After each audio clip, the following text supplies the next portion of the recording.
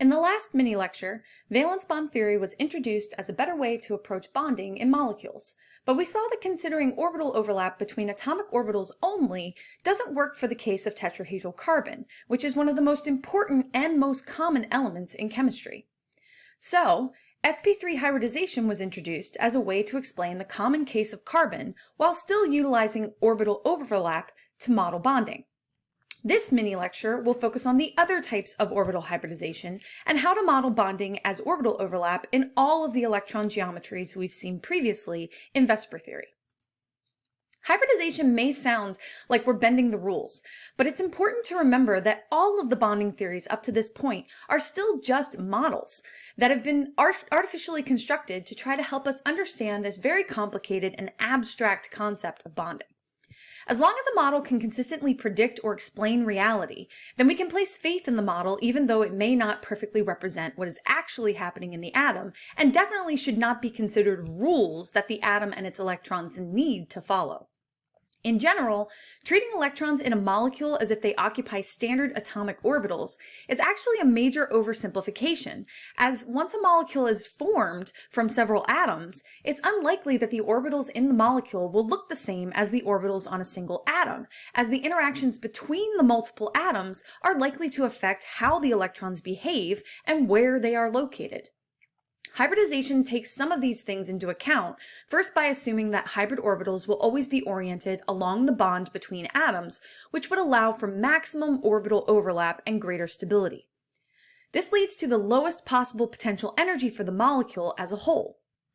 However, hybridization also costs energy to mix lower energy orbitals with higher energy orbitals. But the more hybrid orbitals that an atom actually uses to form bonds, the more the overall energy of the molecule will be stabilized, and that stabilization will actually have a larger effect than the small amount of energy required for hybridization.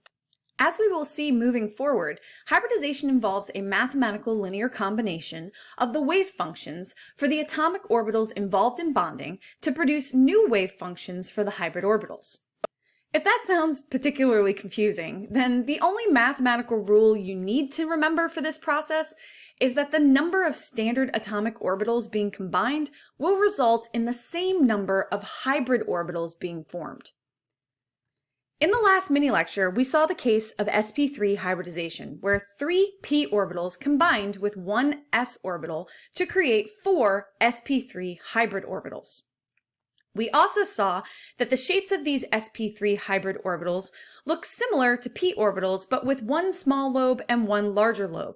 And we saw that the 4 hybrid orbitals arrange themselves in such a way as to form a tetrahedral arrangement, similarly to what happens in VSEPR theory. So when other orbitals overlap with the sp3 orbitals, the bond angles will be 109.5 degrees. Next, let's consider a case where the 2s orbital and only 2 of the 2p orbitals on carbon hybridize. Since 3 atomic orbitals are being combined, 3 hybrid orbitals are formed, and 1 unhybridized p orbital remains. This type of hybridization is called sp2.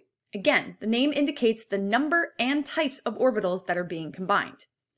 Notice that the unhybridized p orbital lies higher in energy than the sp2 hybrid orbitals, which are again degenerate. However, I should point out that the energy difference between the sp2 hybrids and the unhybridized p orbital, while it looks large here, is still small enough that when we fill electrons into this orbital diagram, 1 electron will go into each of the hybrids, and then 1 will go into the unhybridized p orbital before any electrons begin to pair in the hybrid orbitals. This is because pairing of electrons actually costs energy, and it turns out that it costs more energy to pair than to put an electron by itself into the only slightly higher in energy unhybridized p orbital. The orbital picture in the upper right shows how the hybrid orbitals, which are in orange-yellow, are oriented compared to the unhybridized p orbital, which is in purple. A little bit more on how to visualize this. Pictorially, we see the 3 orbital shapes that are being combined, and that the new hybrid orbitals again look like distorted p orbitals. Again, these 3 hybrid orbitals will orient themselves to minimize repulsions and to minimize overlap with each other, so that they are far away from each other as possible, while still being on the same atom.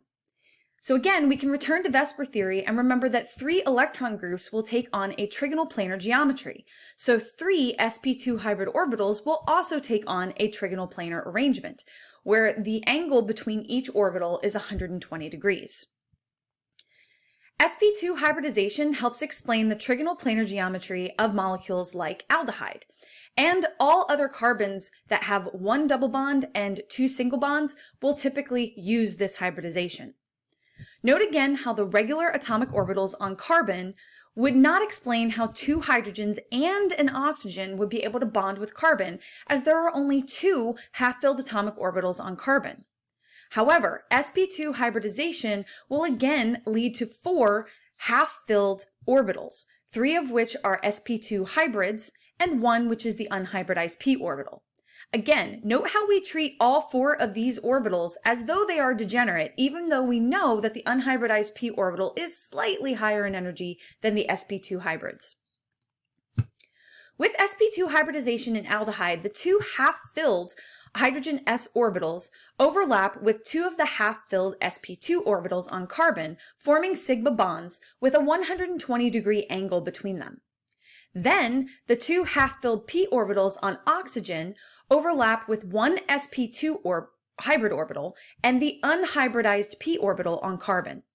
The overlap between the sp2 hybrid orbital and 1 half-filled p orbital on oxygen forms a sigma bond. Remember, hybrid orbitals are always oriented head-on along the bond axis, so they will always form sigma bonds. However, the unhybridized p orbital on carbon and the remaining half-filled p orbital on oxygen have a side-on orientation and therefore can form a pi bond. This reinforces the concept from the previous lecture that double bonds are typically formed from 1 sigma bond and 1 pi bond, as we can see that this is exactly the case for this double bond between carbon and oxygen in the aldehyde. In fact, central atoms with sp2 hybridization will typically contain a double bond formed in this manner and have trigonal planar geometry. Recall from the last lecture that pi bonds are typically weaker than sigma bonds due to less efficient overlap with this side-on orientation of pi bonds versus the head-on orientation of sigma bonds. This concept is important for understanding the rigidity of double and triple bonds compared to single bonds. Single bonds contain just a sigma bond, and sigma bonds can allow rotation. So in the case of 1,2-dichloroethane, we see a sigma bond between the carbons that allows free rotation, whereas the additional pi bond that forms in the double bond of 1,2-dichloroethene restricts rotation for this molecule and would need to be broken in order for the molecule to rotate. A little bit more on this. Room temperature dichloroethane has that single bond between the carbons, and so it has 2 valid structures as shown below. In one structure, the chlorines both appear on the bottom, whereas in the other structure, 1 chlorine is on the bottom and 1 chlorine is on the top. These 2 structures represent the same molecule because this molecule can freely rotate around the single bond to switch between both conformations, and therefore the 2 structures have the same chemical behavior and represent the same molecule. However, in the case of 1,2-dichloroethene, which has a double bond between the 2 carbons, 2 similar structures exist, one where both the chlorines are on the bottom and one where the chlorines are opposite each other. But for this molecule, these 2 structures have different chemical behaviors and are therefore given the labels cis and trans. The structures are different because the pi bond locks these 2 unique conformations at room temperature, so there is a need to distinguish between them. However, it is possible to interconvert these 2 conformations if heat is added to temporarily break the pi bond only and allow for free rotation around the remaining sigma bond. At higher temperatures, there is enough ambient heat to break that weak pi bond, but not the stronger sigma bond, and so the structure can then rotate around the single bond to switch between the conformations when at high temperatures. However, at room temperature, there is not enough ambient energy to break the pi bond, so the structures remain stable in their individual conformations. The next most common case for carbon is sp hybridization, which, as you can guess from the name, comes from just 1 s orbital and 1 p orbital combining to give 2 sp hybrid orbitals. Again, the two unhybridized p orbitals remain at a slightly higher energy than the sp hybrids, but when we go to fill in the electrons, we will treat all four orbitals as though they are degenerate. The orbital picture in the lower right shows how the sp hybrid orbitals in yellow and the two unhybridized p orbitals, with phases marked in blue and red, are positioned on the same atom. The two atomic orbitals form the same orbital hybrid shape that we've seen with sp3 and sp2 hybridization, and again we use VSEPR theory to predict that the two orbitals will take on a linear geometry in order to minimize repulsion between them. In the case of acetylene, both carbon atoms will undergo sp hybridization to take on a linear geometry and form a triple bond. On each carbon, one sp hybrid orbital overlaps with the half-filled 1s orbital on a hydrogen atom to form sigma bonds on either end of the molecule. Then, the remaining half-filled sp hybrid orbital on both carbons overlap in a head-on fashion to form a sigma bond between the carbon atoms, shown in purple in this orbital picture. Finally, the two half-filled unhybridized p orbitals on both carbons overlap in a side-on fashion to form the two pi bonds shown in red in the orbital picture. Note that each carbon has an unhybridized p orbital that is oriented vertically and an unhybridized p orbital that is oriented horizontally, and that the orbitals with the same orientations on both atoms are the ones that overlap. In fact, central atoms with sp hybridization will typically contain a triple bond formed in this manner and have linear geometry.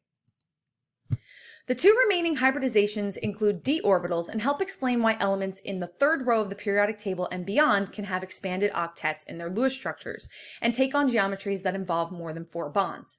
Note that these types of hybridizations will not occur for carbon or any other elements in the second row of the periodic table because these atoms do not have d orbitals that are close enough in energy to hybridize with the s and p orbitals in this valence shell. For sp3d hybridization, 5 atomic orbitals are combined, so 5 hybrid orbitals are formed. The hybrid orbitals will still have the same distorted p orbital shape and will arrange themselves as predicted by VSEPR theory to achieve a trigonal bipyramidal geometry. In this example, arsenic pentafluoride exhibits orbital overlap between its half-filled sp3d hybrid orbitals and the only half-filled p orbital on each fluorine to achieve a trigonal bipyramidal structure that matches the predicted Lewis structure for the molecule. Notice that after overlap occurs, there are technically 10 electrons around the central atom as shown by the 5 sigma bonds, each containing 2 electrons, confirming that arsenic has an expanded octet in this structure.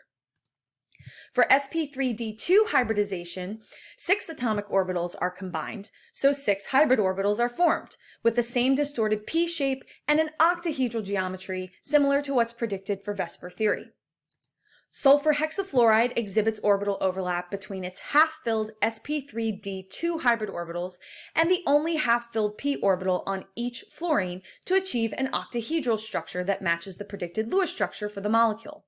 Again, note that there are 12 electrons around the central atom as shown by the 6 sigma bonds each containing 2 electrons, confirming that sulfur has an expanded octet in this structure. As we've seen with all of these hybridizations, the geometry of the resulting molecule is directly correlated to the number of hybrid orbitals involved in bonding. This means that in order to determine the hybridization of an atom in a molecule, you can just look at the number of electron groups surrounding the atom, determine the electron geometry based on VSEPR theory, and then choose the hybridization that will give that geometry. This works because multiple bonds in Lewis structures count as only one electron group and will also contain only one hybrid orbital that forms a sigma bond with the remaining bonds formed by unhybridized p orbitals. And lone pairs are also typically located in hybrid orbitals and also count as one electron group. So we can determine the number of hybrid orbitals involved based on the number of electron groups, and we don't need to consider how many unhybridized orbitals there are or the nature of the double and triple bonds in order to determine the geometry or the hybridization. However, when asked to identify how many sigma or pi bonds are in a structure, then consideration of double and triple bonds and unhybridized orbitals will be helpful. This concludes the fourth and final mini lecture for Chapter 7. Please note any questions you may have and post them to Piazza.